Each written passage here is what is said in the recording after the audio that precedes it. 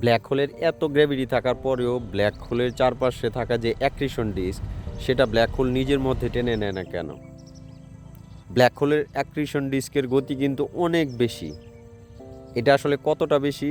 Black হোলের accretion ডিস্কের গতি আলোর গতির 30% থেকে 90%-এরও উপরে হতে পারে।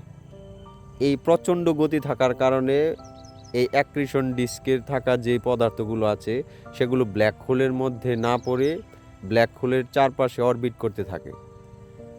এই বিশাল গতিতে ঘোরার সময় অ্যাক্রিশন ডিস্কে থাকা যে পদার্থগুলো সেগুলো একটা আরেকটার সাথে ঘর্ষণের ফলে সেগুলো জ্বলতে থাকে এবং এ কারণে আমরা অ্যাক্রিশন ডিস্ক দেখতে পাই যে সেটা জ্বলছে।